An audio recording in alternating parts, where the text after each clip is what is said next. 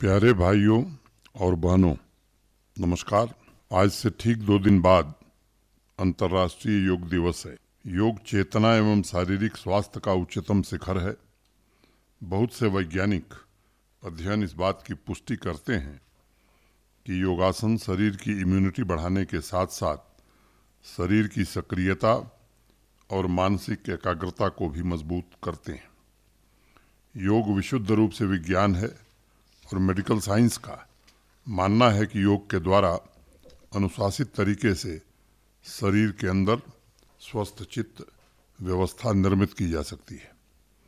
आदरणीय प्रधानमंत्री श्री नरेंद्र मोदी जी ने यूनाइटेड नेशंस में सितंबर 2014 को अंतर्राष्ट्रीय योग दिवस का प्रस्ताव रखा था।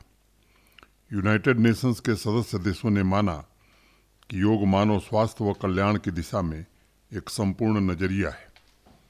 कुल 177 राष्ट्रों ने एक साथ मिलकर 21 जून को यूनाइटेड नेशंस में अंतर्राष्ट्रीय योग दिवस के रूप में घोषित करने का प्रस्ताव दिसंबर 2014 में पारित किया था। इससे पहले यूनाइटेड नेशंस में किसी भी प्रस्ताव को इतने कम समय में इतनी बड़ी संख्या के समर्थन के साथ कभी भी पारित नहीं किया गया था। इस साल 8वें अंतर्राष्ट्रीय योग दिवस का थीम योग फॉर ह्यूमैनिटी, मानवता के लिए योग है, जिसे 21 तारीख को सेलिब्रेट किया जाएगा। जम्मू कश्मीर में स्वास्थ्य रक्षा के लिए आयुष विभाग द्वारा योग के सेंटर्स स्थापित किए गए हैं और योग के प्रति लोगों का रुझान बढ़ा है। जकूरा हजरत बल के मोहम्मद ताहिर जम्मू कश्मीर के अलग अलग डिस्ट्रिक्ट्स में पूरे साल निःशुल्क ट्रेनिंग कैंप आयोजित कर रहे हैं और लोगों को सेहत के बारे में जागरूक कर रहे हैं। श्रीनगर के सबीर अहमद डार 2009 से ही अपनी संस्था योग सोसाइटी ऑफ कश्मीर के माध्यम से स्पेशल योग थेरेपी कैंप्स आयोजित कर रहे हैं। उनका कहना है कि योग युवाओं के बीच सर्वाधिक लोकप्रिय हुआ है और अब तो माता पिता एवं अध्यापक इसे रेगुलर स्कूलों तथा आंगनबाड़ी सेंटर्स में भी शुरू करने की पहल कर रहे हैं। आधुनिक चिकित्सा पद्धतियां कई तरह की बीमारियों के लिए योग की सलाह देती हैं। उन्हीं को आधार बनाकर सबीर साहब भी फिजिकल तथा मेंटल फिटनेस के लिए पूरी शिद्दत से काम कर रहे हैं। उनकी संस्था योग को हेल्थ टूरिज्म का भी एक अभिन्न अंग मानती है और अनेक स्थानों पर योग सेशन शुरू किए गए हैं। जम्मू कश्मीर के विभिन्न टूरिस्ट स्पॉट पर योग थेरेपी के शुरू हो जाने से स्थानीय नागरिकों की आमदनी में भी अच्छी खासी वृद्धि हुई है। इसी प्रकार बांदीपुरा, किश्तवाड़, रामबन, डोडा, रजौरी, बारामूला इत्यादि जगहों से भी मुझे जानकारी प्राप्त हुई है कि स्थानीय लोगों, स्पोर्ट्स काउंसिल तथा आयुष विभाग द्वारा लोगों की स्वास्थ्य रक्षा के लिए बड़े पैमाने पर योग थेरेपी की सुविधा प्रदान की जा रही है। इस वर्ष फिट इंडिया मूवमेंट के तहत स्कूली शिक्षा विभाग भी योग दिवस को बड़े स्तर पर सेलिब्रेट कर रहा है। इस कार्यक्रम को लेकर बच्चों तथा टीचर्स में अति उत्साह है, क्योंकि कोरोना महामारी की वजह से 2 वर्ष पश्चात योग दिवस ऑफलाइन मोड पर मनाया जाएगा। पिछले वर्ष योग दिवस के अवसर पर मैंने कश्मीरी तथा डोगरी में योग प्रोटोकॉल पर आधारित एक वीडियो जारी किया था, जिसे जम्मू कश्मीर प्रशासन के विभिन्न सोशल मीडिया प्लेटफॉर्म्स पर प्रसारित किया गया था। मुझे पूरी उम्मीद है कि इस वर्ष भी सभी नागरिक योग प्रोटोकॉल के वीडियो का लाभ उठाएंगे। योग हमारी सांस्कृतिक विरासत का एक अभिन्न अंग है। मुझे पूर्ण विश्वास है स्वस्थ, तनाव मुक्त जीवन जीने और रोग प्रतिरोधक क्षमता को बढ़ाने के लिए प्रत्येक नागरिक इसे अपनाएंगे। आवाम के द्वारा प्रदान की गई संस्कारिता ही आवाम की भलाई करती है। जैनकोट के रहने वाले मैनेजमेंट स्टूडेंट के छात्र जावेद अहमद ने इसे सिद्ध कर दिया है। होकरसर वेटलैंड में इकट्ठा हो रहे कचरे से परेशान जावेद ने खुद ही इसकी सफाई का बीड़ा उठाया है। उन्होंने इस अभियान में स्थानीय लोगों को भागीदार बनाने के लिए अथक प्रयास किए हैं। शुरू में लोग उनके अवेयरनेस कैंप से बहुत प्रभावित नहीं थे, लेकिन एक एक करके वो लोगों से मिलते रहे और कारवां बनता गया। पिछले कुछ सालों में जावेद ने 70 सफाई अभियान चलाए हैं और कई टन कचरा होकरसर वेटलैंड से निकाला गया है। अपने क्लीन होकरसर मिशन में जावेद आज भी जी जान से जुटे हैं और उन्हें उम्मीद है कि पक्षियों के गीतों के लिए मशहूर इस प्राकृतिक उपवन में यूरोपियन तथा साइबेरियन बर्ड्स का आना शुरू होगा। कुछ दशक पहले तक जम्मू कश्मीर में पैडी घास के बने चप्पल कमोबेश एक रिवाज की तरह प्रचलित थे। एनवायरनमेंट फ्रेंडली इन चप्पलों का मार्केट भी बहुत बड़ा है क्योंकि लोग इसे स्थानीय कला का अहम हिस्सा मानते हैं। समय के साथ अन्य कलाओं की तरह पैडी के चप्पलों के मार्केट में गिरावट आई, लेकिन आज भी बांदीपुरा के रहने वाले 90 वर्षीय बुजुर्ग अब्दुल समद साहब इस कला को पुनर्जीवित करने के लिए प्रयत्न कर रहे हैं। 1970 के दशक में इस कला को सीखने वाले अब्दुल समद का मानना है कि चूंकि इस तरह के चप्पल पर्यावरण के अनुकूल हैं और स्किन को भी बीमारियों से दूर रखते हैं, इसलिए नई पीढ़ी को अवश्य ही इसके महत्व का एहसास होगा। हमारी मूल्यवान संस्कृति वास्तविक और प्रामाणिक है, इसलिए तमाम नए आविष्कारों के बावजूद आज भी बहुत से ट्रेडिशनल उत्पाद बड़ी सरलता से अपनी मौजूदगी का एहसास कराते हैं। अपनी तमाम प्रगति के बावजूद मनुष्य स्वाभाविक रूप से वास्तविकता से दूर नहीं रहना चाहता है और किसी न किसी माध्यम से अपनी जड़ों से जुड़े रहना चाहता है। हालांकि आधुनिक युग में तमाम एवेन्यूज़ की वजह से ट्रेडिशनल आर्ट सीखने वालों की संख्या में पिछले कुछ दशकों में गिरावट देखी गई थी, लेकिन जिस प्रकार पर्यावरण को लेकर आम लोगों में नई चेतना का उदय हुआ है, मुझे पूरा यकीन है कि अब्दुल साहब का बेहद प्रशंसनीय प्रयास अवश्य रंग लाएगा और अपनी जड़ों से जुड़ने का एक और माध्यम बनेगा। जम्मू तथा आसपास के इलाके में ज़्यादातर लोग प्रीति मशरूम ब्रांड से परिचित हैं। इस प्रीति ब्रांड की मालकिन कोई और नहीं बल्कि जम्मू के अकलपुर गांव की रहने वाली प्रीति छिब हैं। एक वक्त था जब प्रीति छिब और उनके परिवार को आर्थिक तंगी की वजह से घर चलाना मुश्किल था। धीरे धीरे प्रीति तथा उनके पति करण सिंह ने छोटे स्तर पर मशरूम की खेती शुरू की। पूरे परिवार के लिए यह संघर्ष का दौर था, लेकिन सफलता भी ज़्यादा दूर नहीं थी। उनकी मेहनत से उपजाए मशरूम को बाजार में नई पहचान मिली। मशरूम की कमाई की वजह से प्रीति अपने बेटे को पढ़ने विदेश भेज पाई हैं। उनकी प्रेरणा से आसपास के गांवों की तकरीबन 1 दर्जन से ज़्यादा महिलाओं ने अपना खुद का कारोबार शुरू किया है। मार्केटिंग और ब्रांडिंग के गुण प्रीति छिप से सीखकर सभी आत्मनिर्भर महिलाएं अब अपने अपने इलाके में अन्य लोगों की भी मदद कर रही हैं।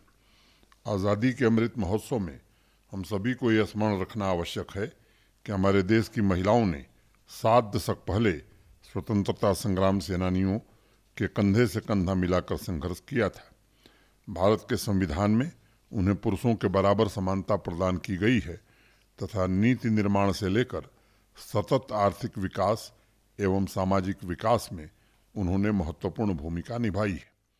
जम्मू कश्मीर प्रशासन सामाजिक तरक्की के अभियान में उनकी अधिकतम भागीदारी के लिए प्रयास कर रहा है। महान कवि गुरुदेव रविन्द्रनाथ टैगोर कहा करते थे कि महिला ही किसी भी राष्ट्र के भविष्य का निर्माण करती है और उसे गढ़ती है। जम्मू कश्मीर में महिला सशक्तिकरण के लिए अनेक साधन और संसाधन उपलब्ध कराए गए हैं ताकि प्रीति छिब जैसी महिलाएं समाज की प्रगति की बागडोर संभाल सकें। समावेशी विकास पर आधारित प्रशासनिक नीतियां आज जम्मू कश्मीर की महिलाओं तथा युवाओं को विशाल अवसर प्रदान कर रहा है। मुझे विश्वास है समाज तथा राष्ट्र के प्रति जिम्मेदारी की प्रगाढ़ भावना के साथ उद्योग, व्यापार, शिक्षा, संस्कृति सभी क्षेत्रों में योगदान देकर सशक्त जम्मू कश्मीर के निर्माण में सभी नागरिक योगदान देंगे। राजौरी के शुभम शर्मा ने जम्मू कश्मीर के ख्याति प्राप्त धार्मिक स्थलों के प्रमोशन के संबंध में मुझे एक पत्र भेजा है। शुभम ने लिखा है कि ऐसे स्थानों के चयन तथा विकास में प्रशासनिक प्रक्रिया के अलावा आम नागरिकों को भी शामिल करना चाहिए और प्रतियोगिता, वर्कशॉप, सेमिनार के माध्यम से लोगों को आमंत्रित कर उन जगहों के प्रमोशन की प्रक्रिया में उनकी भागीदारी सुनिश्चित करनी चाहिए। शुभम ने आगे लिखा है कि सिक्योरिटी, पॉलिसी, रिस्पॉन्सिबिलिटी एक्सेसिबिलिटी जैसे 9 ऐसे महत्वपूर्ण बिंदु हैं जो जम्मू कश्मीर के आध्यात्मिक सर्किट के आइडेंटिफिकेशन तथा प्रमोशन में सहायक सिद्ध होंगे। शुभम ने योग तथा युवा को भी ऐसे सभी सर्किट में सक्रिय रूप से भागीदार बनाने का सुझाव दिया है ताकि रोजगार के अवसर बढ़ें और स्थानीय अर्थव्यवस्था भी पूर्ण रूप से विकसित हो सके। शुभम, आपके पत्र के लिए बहुत बहुत धन्यवाद। शारदा पीठ अर्थात ज्ञान के केंद्र के रूप में प्राचीन काल से ही जम्मू कश्मीर की धरती ने आध्यात्मिक केंद्रों का मूल्यवान उपहार जम्मू कश्मीर को दिया है। सुंदर घाटियों, पर्वतमालाओं तथा विश्व प्रसिद्ध विद्वानों, दार्शनिकों की विरासत के हम सभी उत्तराधिकारी हैं और इसलिए उनके गौरव को पुनर्स्थापित करने के लिए सभी का सहयोग आवश्यक है। पिछले वर्ष 75 ऐतिहासिक साइट तथा 75 आध्यात्मिक साइट की पहचान की गई थी जिनका जीर्णोद्धार किया जा रहा है। इस लिस्ट में जम्मू तथा कश्मीर संभाग के अनेक प्राचीन मंदिर, सूफी श्राइन भी शामिल हैं, जैसे उधमपुर का वाटर टेम्पल तथा बडगाम का अहमद शाह बादशाह सूफी श्राइन। ऐतिहासिक तथा धार्मिक स्थल ज्ञान तथा उसके प्रसार का स्रोत होते हैं। उनके पुनर्निर्माण में मानवीय तथा सामाजिक विकास की जरूरतों को पूरा करना आवश्यक है। इसलिए प्रशासन की कोशिश है कि सभी जिलों में ऐसे 2-3 महत्वपूर्ण स्थलों पर कार्य किया जाए जो हमारी विरासत के गौरव को पुनर्जागृत करने के साथ साथ सामाजिक आर्थिक बदलाव का साधन भी बन सके। जम्मू कश्मीर में टूरिज्म ने एक नई बुलंदी प्राप्त की है और आध्यात्मिक टूरिज्म का समावेशन जम्मू कश्मीर की आर्थिक प्रगति को और भी नई दिशा प्रदान करेगा। जम्मू कश्मीर प्रशासन ने इस वर्ष मार्च में सभी नागरिकों के लिए एक प्रतियोगिता का आयोजन कर टूरिज्म क्षेत्र में आवश्यक बदलाव के लिए सुझाव आमंत्रित किए थे, जिनको नीतियों में शामिल किया जा रहा है। सांस्कृतिक, आध्यात्मिक एवं ऐतिहासिक धरोहरों पर शुभम के सुझावों पर आवश्यक कार्रवाई करने का मैं आईटी डिपार्टमेंट को अवश्य निर्देश दूंगा ताकि जेके माई गॉव के माध्यम से इससे संबंधित प्रतियोगिता तथा भागीदारी सुनिश्चित की जा सके। उधमपुर के पुनीत शर्मा ने डिजिटल रचनाकारों और डेवलपर को सोचने, विचार करने और नए कोड इनोवेट करने का अवसर प्रदान करने के लिए हैकाथॉन इवेंट आयोजित करने के बारे में मुझे एक पत्र भेजा है। पुनीत ने लिखा है कि प्रौद्योगिकी के क्षेत्र में इनोवेशन को प्रमोट करने, सिक्योरिटी सेवाओं को बेहतर बनाने और सेवा वितरण को अगले स्तर तक ले जाने के लिए नए इन्वेंशन पर आधारित नए समाधान आज समय की आवश्यकता है। पुनीत चाहते हैं कि यूटी प्रशासन विभिन्न इंजीनियरिंग संस्थानों के युवाओं के लिए राष्ट्रीय स्तर का हैकाथॉन इवेंट आयोजित करके अलग अलग विषयों से जुड़े नवीन अनुप्रयोगों का मौका दे। पुनीत ने लिखा है कि IT department, police, secretary school education तथा हायर एजुकेशन, आईआईटी के डायरेक्टर की अध्यक्षता में एक हैकाथॉन कमेटी का भी गठन किया जाना चाहिए जो लगातार पूरे वर्ष इस तरह के कार्यक्रम आयोजित कर सके। उन्होंने एक अन्य सुझाव भी दिया है कि लोकल मीडिया पब्लिकेशंस को इस इवेंट का पार्टनर बनाना चाहिए तथा प्रत्येक विषय के विजेताओं को पुरस्कार राशि और अन्य आकर्षक लाभों के माध्यम से पुरस्कृत कर प्रोत्साहित किया जाना चाहिए। पुनीत, आपके महत्वपूर्ण सुझावों के लिए बहुत बहुत धन्यवाद। तकनीक की तेज गति से हो रही प्रगति के दौर में मानव संसाधन की गुणवत्ता, लगातार सुधार, तकनीक में बदलाव, तकनीक के उद्देश्यों का कृषि शिक्षा में विस्तार, उत्कृष्टता और समावेशिता होना आवश्यक है। मुझे सभी श्रोताओं को ये बताते हुए गर्व है कि आईआईटी जम्मू के 6 छात्रों ने स्मार्ट इंडिया हैकाथॉन में जीत दर्ज की थी। एनआईटी श्रीनगर ने मार्च में तथा उधमपुर पुलिस अकेडमी ने मई में हैकाथॉन प्रतियोगिताओं का आयोजन किया था। निजी क्षेत्र के शिक्षण संस्थानों को भी हैकाथॉन प्रतियोगिताएं आयोजित करने के लिए प्रोत्साहित किया जा रहा है। वर्तमान समय में फिनटेक, कृषि जैसे क्षेत्रों में समस्याओं के समाधान तथा स्मार्ट, सुरक्षित और सतत गतिशील विचारों के लिए इनोवेशन तथा इंक्यूबेशन सेंटर्स काम कर रहे हैं। इस कार्यक्रम के माध्यम से मैं सभी शिक्षण संस्थाओं से आग्रह करना चाहूँगा कि वह नवीन अनुकरणीय मॉडल अपनाकर इस तरह के आयोजन करें। पुनीत के हैकाथॉन कमेटी के सुझाव पर भी मैं उचित कार्रवाई का अवश्य निर्देश दूंगा। श्रीनगर से शिल्पी भट्ट ने जम्मू कश्मीर के स्कूल तथा कॉलेज के लिए ऑनलाइन कंटेंट पूल तैयार करने के संबंध में मुझे एक पत्र भेजा है। शिल्पी ने लिखा है कि केंद्रीय माध्यमिक शिक्षा बोर्ड के दीक्षा तथा स्वयं पोर्टल की तरह जम्मू कश्मीर स्कूल बोर्ड तथा हायर एजुकेशन डिपार्टमेंट सिलेबस के मुताबिक लेक्चर अपलोड करने के लिए एक डेडिकेटेड पोर्टल तैयार कर सकता है। शिल्पी ने लिखा है कि इस पोर्टल की मदद से मातृभाषा में ज़्यादा से ज़्यादा कंटेंट को प्रोत्साहित किया जा सकता है। अच्छे टीचर्स को आमंत्रित कर बच्चों को पढ़ाई के साथ साथ भविष्य की किसी भी परीक्षा के लिए तैयार किया जा सकता है तथा प्राइवेट ट्यूशन पर छात्रों की निर्भरता कम की जा सकती है। शिल्पी, आपने एक अत्यंत ही महत्वपूर्ण सुझाव भेजा है। कोरोना महामारी के दौर में विश्व के सभी शिक्षण संस्थानों ने डिजिटल लर्निंग को अपनाया और ऑफलाइन क्लासेस के शुरू होने के बाद भी डिजिटल कंटेंट की मदद से बहुत से छात्र आज भी अध्ययन कर रहे हैं। दीक्षा पोर्टल जब शुरू हुआ था तब जम्मू कश्मीर में लगभग 9 लाख बच्चे इस पोर्टल के माध्यम से विभिन्न विषयों में क्लासेस ले रहे थे। मुझे स्मरण है, टीचर्स तथा स्टूडेंट्स को मिलाकर 6 लाख से ज़्यादा कंटेंट सामग्री अनेक विषयों पर उपलब्ध कराई गई थी। इसी तरह उच्च शिक्षण संस्थानों के बच्चों को भी स्वयं पोर्टल के जरिए अनेक कोर्सेज की तैयारी के लिए सामग्री उपलब्ध कराई गई थी। मैं मानता हूँ कोरोना महामारी की वजह से अध्यापन और शिक्षण वातावरण में मूलभूत बदलाव आया है। नए भविष्य की तैयारी अधिक तत्परता एवं सक्रियता से करने की आवश्यकता है। शिल्पी, मैं आपके दोनों सुझावों पर आवश्यक कार्रवाई हेतु तुरंत निर्देश दूंगा। जम्मू से निधि गोयल ने स्मार्ट सिटी के संबंध में एक पत्र लिखा है और उसके माध्यम से सभी नागरिकों को एक संदेश भी भेजा है। निधि ने लिखा है कि जीरो टॉलरेंस अगेंस्ट करप्शन की तर्ज पर जम्मू कश्मीर में जीरो टॉलरेंस अगेंस्ट वेस्ट की योजना लागू की जानी चाहिए। निधि का कहना है कि सही मायने में स्मार्ट सिटी के निर्माण की तरफ कदम तभी बढ़ेगा जब उसके नागरिकों के व्यवहार में परिवर्तन आएगा। उन्होंने सिंगापुर तथा देश के अन्य शहरों का उदाहरण देते हुए लिखा है कि यह सभी शहर स्वच्छ और स्मार्ट तभी बन पाए थे जब स्वच्छता से संबंधित नियमों को कड़ाई से लागू किया गया था। निधि ने कूड़ा कचरा फैलाने वालों पर फाइन लगाने का सुझाव दिया था। उनका एक और सुझाव है कि स्मार्ट सिटी में कम्युनिटी टॉयलेट तथा अन्य सार्वजनिक सुविधाओं को पब्लिक प्राइवेट पार्टनरशिप के आधार पर शुरू किया जाए। निधि, आपके पत्र के लिए बहुत बहुत धन्यवाद। आपका सुझाव सही समय पर आया है। इसी महीने श्रीनगर तथा जम्मू स्मार्ट सिटी के कई प्रोजेक्ट्स का उद्घाटन एवं कई प्रोजेक्ट्स का शिलान्यास हुआ है और मैंने इस बात को दोहराया था कि बिना नागरिकों की सक्रिय भागीदारी एवं सहयोग के स्मार्ट सिटी की परिकल्पना निरर्थक है। यह सच है कि शहरों में बढ़ते अर्बनाइजेशन की वजह से एक सुविकसित व्यवस्था आवश्यक है, लेकिन ये भी सच है कि उस व्यवस्था के केंद्र में नागरिक हों और उन्हीं के सहयोग से शहरों को वास्तविक रूप से स्मार्ट बनाया जा सकता है।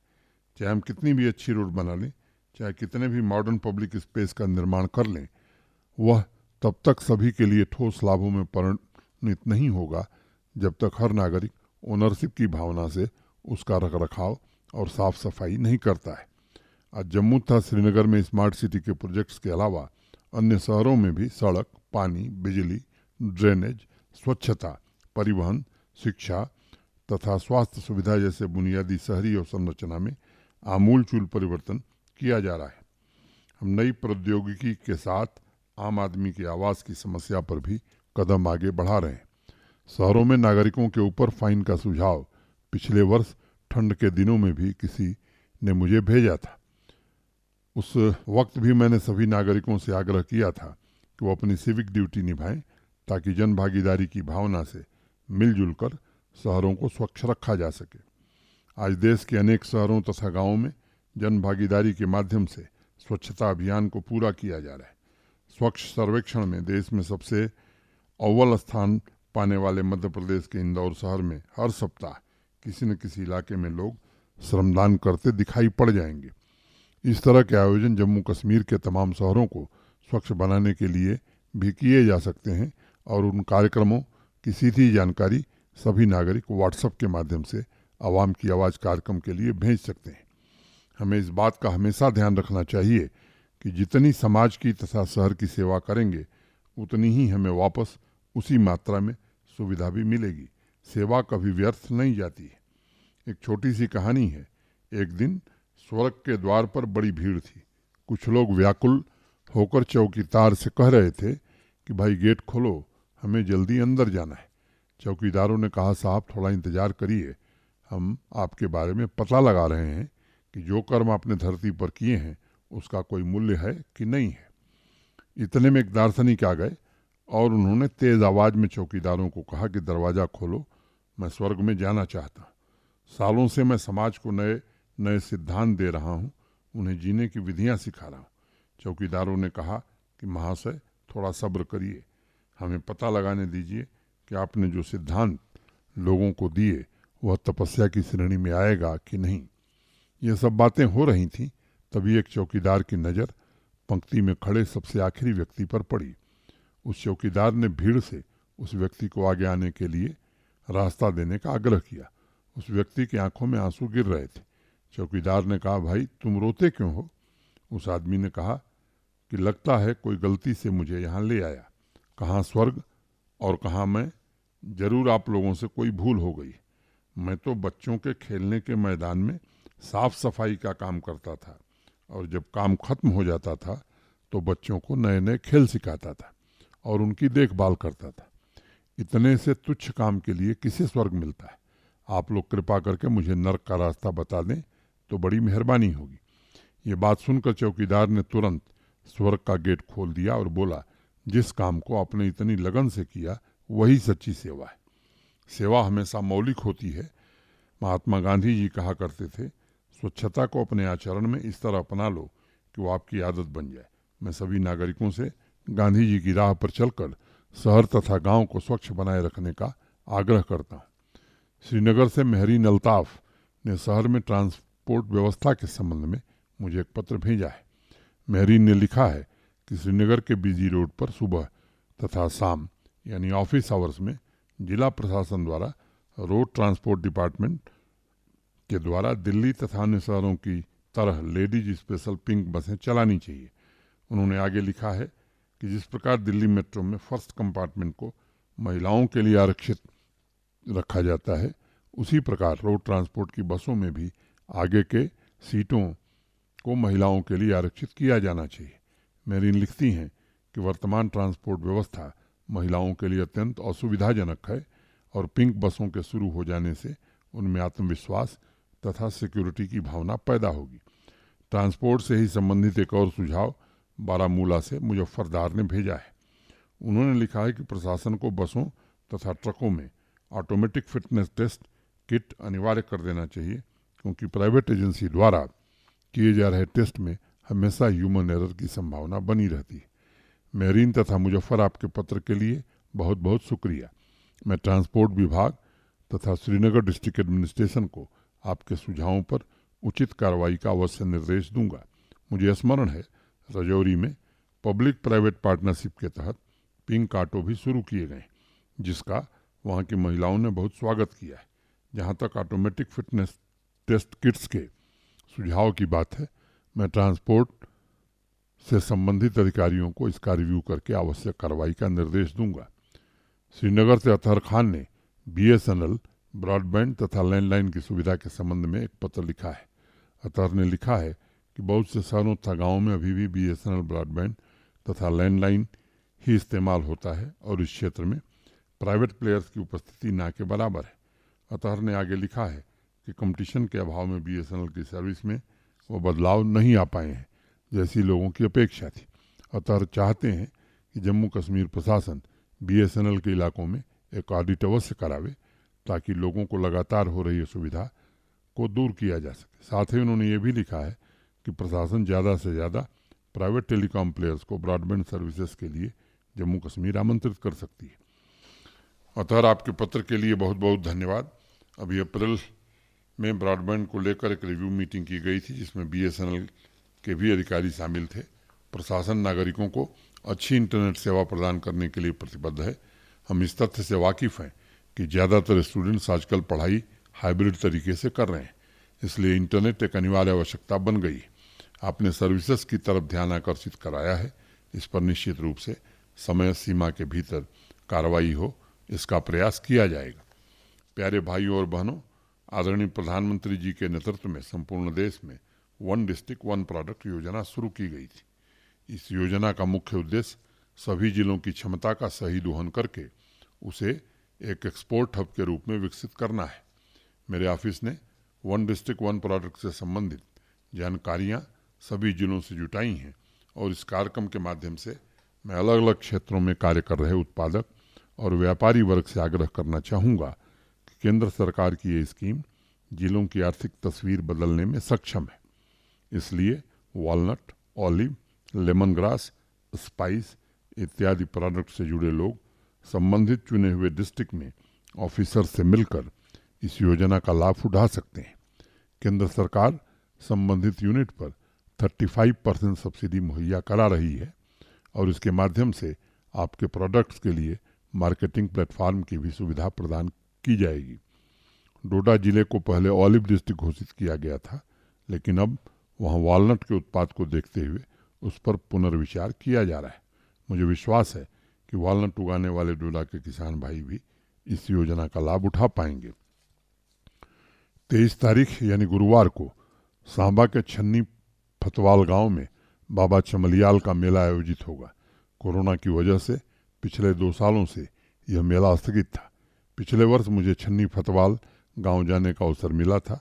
मैं सभी श्रद्धालुओं को इस मेले की हार्दिक शुभकामनाएं देता हूं और बाबा से आप सभी के स्वास्थ्य एवं समृद्धि की कामना करता हूं। 30 जून से श्री अमरनाथ जी की यात्रा भी प्रारंभ हो रही है।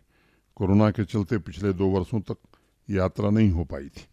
बाबा बर्फानी के दर्शन का इंतजार कर रहे भक्त 43 दिन चलने वाली इस यात्रा का अवश्य आशीर्वाद और लाभ उठाएंगे। मैं सभी नागरिकों से आग्रह करता हूं कि देश विदेश से आने वाले भक्तों को जम्मू कश्मीर के आतिथ्य से जरूर परिचित कराएं। श्रद्धालुओं के लिए इस वर्ष विश्व स्तरीय व्यवस्था हो, इसकी कोशिश की गई है। मुझे पूरी उम्मीद है कि बाबा का आशीर्वाद जम्मू कश्मीर को प्रगति एवं समृद्धि के रास्ते पर ले जाएगा। मुझे एक बात जरूर कहनी है, स्थानीय नागरिकों की इकॉनमी को भी मुझे लगता है कि इस यात्रा से काफ़ी बल मिलेगा। ढेर सारे हमारे सहयोगी या यहाँ के नागरिक जिनका व्यवसाय पिछले 2 सालों से ठप पड़ा था, इस यात्रा से मुझे लगता है कि उनकी रोजी रोटी में बढ़ोतरी होगी। शिव सूत्र का एक अत्यंत ही महत्वपूर्ण सूत्र है, उद्यमो भैरवः, उद्यम ही भैरव है। जिस वक्त जिस दिन हम कुछ बेहतर करने का प्रयास करते हैं, उसी दिन भैरव यानी मूल अस्तित्व को प्राप्त कर लेते हैं। लोगों की भलाई में उठाया गया पहला कदम मंजिल की लगभग आधी यात्रा बन जाता है।